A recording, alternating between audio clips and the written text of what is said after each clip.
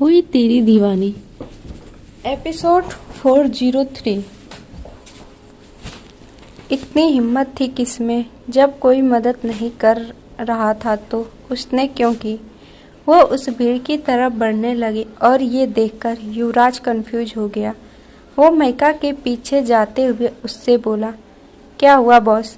महिका उसकी बात को इग्नोर करते हुए सीधा बढ़ने लगी। वो बस एक बार देखना चाहती थी उस शख्स को जिसने उसे बचाया था। अब आगे महिका को भीड़ में बिल्कुल पसंद नहीं थी। वो थोड़ी दूर ही रुककर देखने की कोशिश करने लगी। उसने उस लड़के को देख लिया जिसे बचाने के लिए वो शख्स बिना सोचे समंदर में कूद गया था। वो लड़का एकदम ठीक नजर आ रहा था और बात भी कर रहा था। यह देखकर वो उस शख्स को खोजने लगी। तभी उसे वो वहां से जाते हुए नजर आया। उसे सिर्फ उसकी पीठ ही नजर आई और उसके तन पर इंडियन आर्मी की वर्दी नजर आई थी।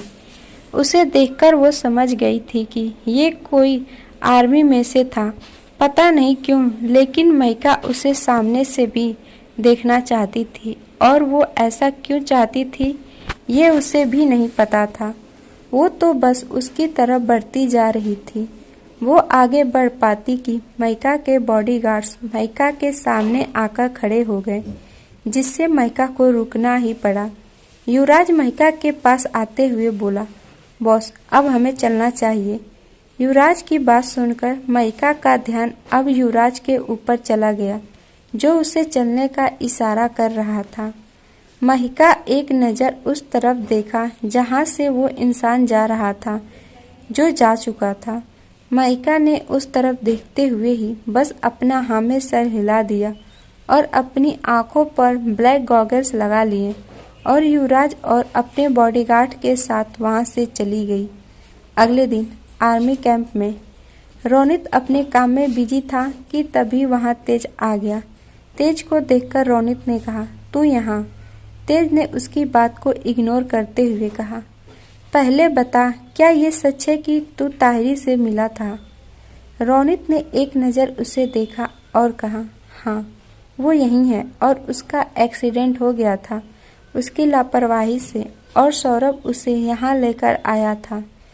तेज ने कहा, क्या अब वो ठीक है। रोनित ने बिना किसी भाव के कहा, कल तो ठीक लग रही थी, अब मुझे नहीं पता।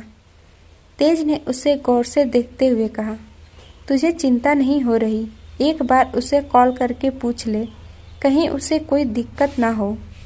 रोनित ने उसे देखते हुए कहा, महिका जी हैं उसके पास। ये सुनकर तेज हैरान हो गया। उसने हैरानी से पूछा, महिका जी वो भी यहाँ हैं, लेकिन क्यों, क्या उसने तुझे बताया। रोनित ने अपना नामे सर हिलाते हुए कहा, नहीं मैं उनसे नहीं मिला। ताहिरी से पता चला वो अपनी कंपनी के काम से यहाँ आई हैं, तो उनके साथ ताहिरी भी आई है। तेज ने कुछ सोचते हुए अपना हाँ में सर हिला दिया। फिर उसने रोनित को देखते हुए कहा, क्या फिर भी तुझे ताहिरी की परवाह नहीं हो रही। जरा सोच, अगर उन्हें कुछ गहरी चोट आई हो तो उससे तकलीफ देती हो, तुम्हें उसका हालचाल पूछना चाहिए, इतना मतलबी बनने की जरूरत नहीं है।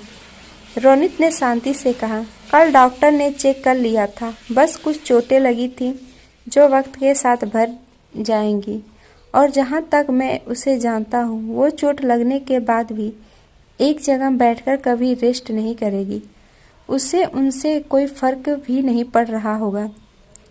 तेज ने कहा, कुछ चोटें दिखाई नहीं देती रोनी, मैं जानता हूँ अगर ताहिरी के पास महिका जी हैं तो वो बिल्कुल ठीक होगी, लेकिन तुझसे दोबारा मिलने के बाद उसे एक उम्मीद तो जरूर हो गई हो, और मैं जानता हूँ तू भी उससे बात करके उसका हालचाल जानना चाहता है। रोनित ने कुछ नहीं कहा, लेकिन हाँ, तेज जो कह रहा था उसमें कोई गलत नहीं था। तेज को उसके चेहरे पर मायूसी जरूर दिख गई थी, जिसे देखकर वो मुस्कुरा दिया। उसने फिर उससे चिढ़ाते हुए कहा, पता है यहाँ हर कोई तेरी मंगेतर के बारे में बात कर रहा है। तूने मुझे अपनी सगाई में क्यों नहीं बुलाया? रोनित ने उसे घूरकर देखा, जिसे देखकर वो हंसने लगा।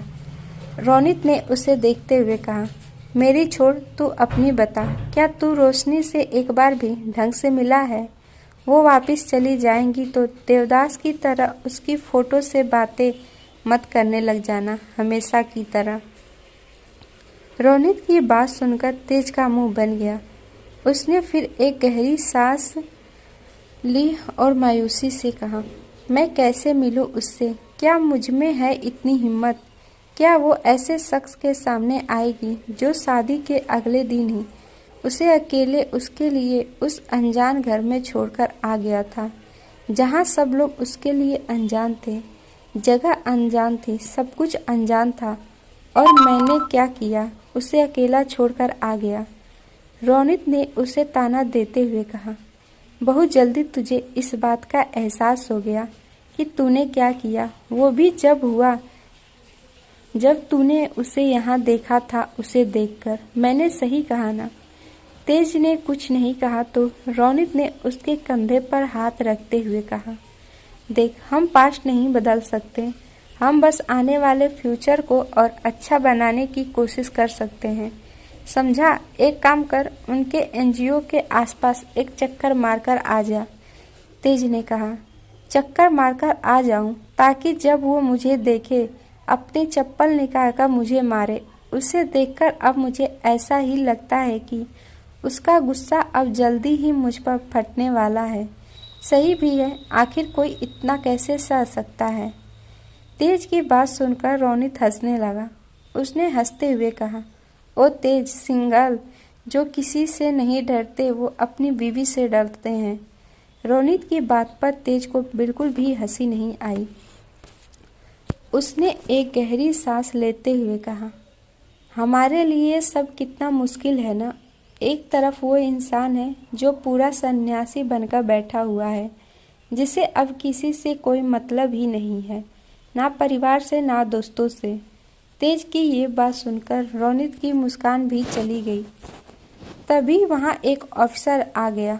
उसने दोनों को सैल्यूट करते हुए कहा, जय हिंद सर, चीफ वापस आ गए हैं, उन्होंने आप दोनों को फौरन बुलाया है। ये सुनकर तेज और रोनित ने एक दूसरे को देखते हुए कहा, आयान आ गया। इतना कहकर वो दोनों तुरंत वहाँ से भाग गए। आप सबको ये पार्ट कैसा लगा प्लीज़ कमेंट करके बताना ना भूलिएगा, और जिन्होंने भी हमारे चैनल को सब्सक्राइब नहीं किया है प्लीज़ आप सब हमारे चैनल को सब्सक्राइब कर दीजिएगा, ताकि हमें मोटिवेशन मिलती रहे और हम आप सबके लिए ऐसे ही प्यारी प्यारी स्टोरी लाते रहें। मिलते हैं नेक्स्ट एपिसोड में, तब तक के लिए bye bye and take care.